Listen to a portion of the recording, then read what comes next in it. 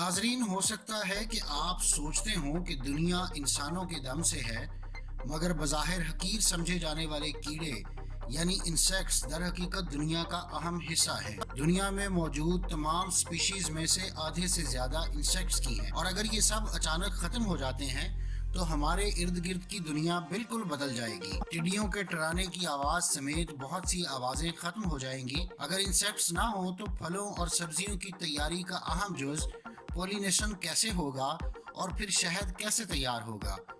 यानी कीड़ों के बगैर दुनिया भर में सब्जियां और फल नापैद हो जाएंगे। लेकिन ये शायद सिर्फ हमारे मसाइल की इब्तिदा होगी। अब ये कहना नामुमकिन है कि क्या होगा, लेकिन यकीन माने एक हकीर से कीड़े के खत्म हो जाने से बहुत कुछ बदल सकता है। कुछ इंसेक्ट्स अगरचे ऐसे हैं कि जिनके बारे में हम चाहते हैं कि वो ना हो, जैसा कि मच्छर, जो हर साल मलेरिया से न सिर्फ सैकड़ों हजारों अफराद की जान लेते हैं बल्कि दीगर बीमारियां भी फैलाते हैं। मगर ज़मीन पर 3000 से ज़्यादा किस्म के मच्छर होते हैं जो परिंदों, चमगादड़ों, मेंढकों और दूसरे जानवरों के लिए खाना है।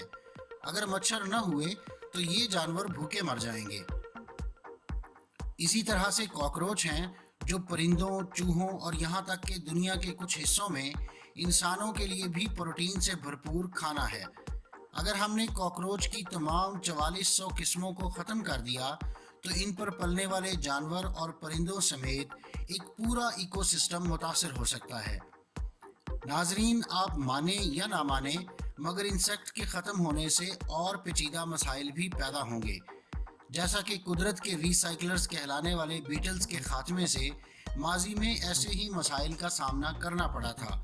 जब 1788 में बरतानवी गायों को ऑस्ट्रेलिया में भेजा गया तो ये गायें चूँकि बहुत सा गोबर करती हैं, इतना ज़्यादा कि सालाना इससे 5 टेनिस कोर्ट्स भरे जा सकते हैं।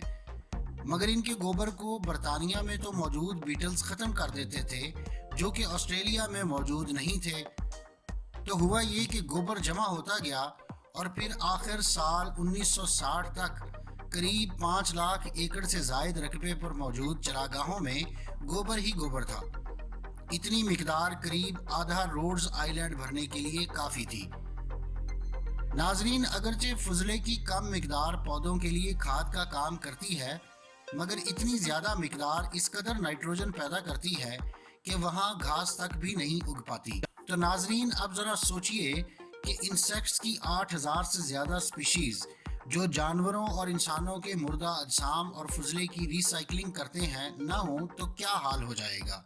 शायद दुनिया में हर तरफ मरने वालों की लाशें और ताफुन होगा, क्योंकि बहुत से गोश्तखोर जानवर भी मुर्दा जानवरों को नहीं खाते।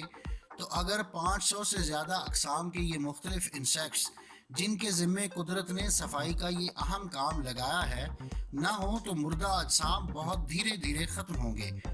अगरचे गिद्ध और बैक्टीरिया वगैरह कुछ हद तक ये काम करेंगे, मगर वो नाकाफ़ी होगा।